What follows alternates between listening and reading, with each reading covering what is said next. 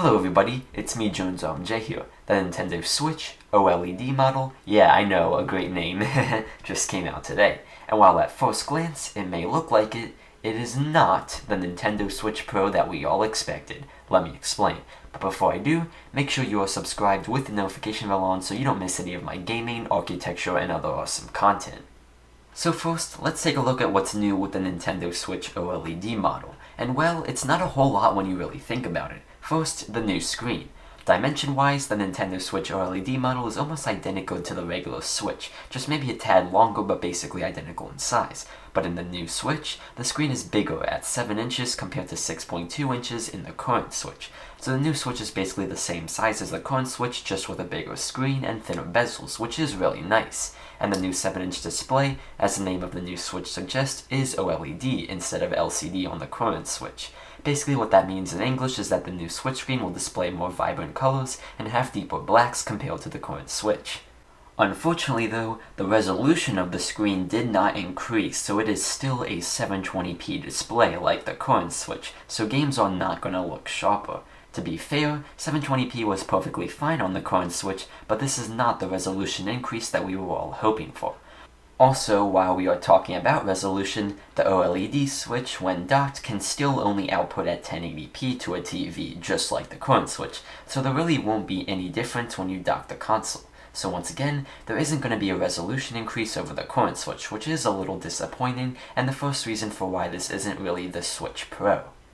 The second new thing about the new OLED Switch is the new kickstand. To put it simply, it doesn't suck anymore. Gone is the tiny, flimsy, and fragile kickstand on the current Switch, and in its place is a much larger and more adjustable kickstand, similar to the ones on the Surface Pro. This will definitely make playing in tabletop mode much better.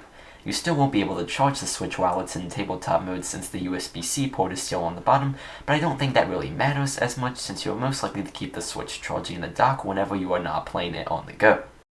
And finally, the new OLED Switch has enhanced audio, which I'm not really 100% sure what that means, but I'm guessing that it means it just has better speakers, but I wouldn't expect them to blow away your portable Bluetooth speaker.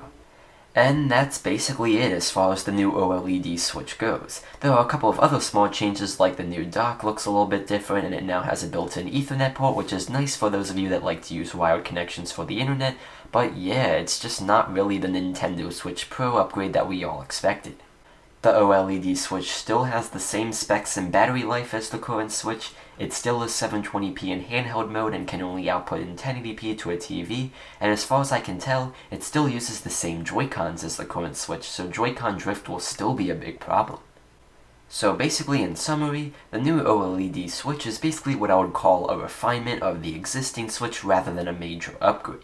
It's got a larger display, better kickstand, and better speakers, but that's really just about it. A Nintendo Switch Pro, in my opinion, would not only refine the current Switch, but also throw in better specs, improved Joy-Cons that solve the Joy-Con drift issue, and some future games to take advantage of the extra power. When it comes to the new OLED Switch, it simply doesn't have any of those major upgrades that would make it a Nintendo Switch Pro. Now, that's not to say that it's a bad device at all. I love my Nintendo Switch, and I think these are all great refinements to the hardware. Just this simply isn't the Nintendo Switch Pro that we all were expecting, and I think we are still a few years from that device coming out. Anyway, these are just my opinions, so be sure to let me know what you think of the new Nintendo Switch OLED model down in the comments below. Do you think it is the true Nintendo Switch Pro we were all expecting, or do you agree with me that it is simply a refinement to the existing Nintendo Switch? Thanks a lot for watching, don't forget to like and subscribe, and I'll see you guys in the next video.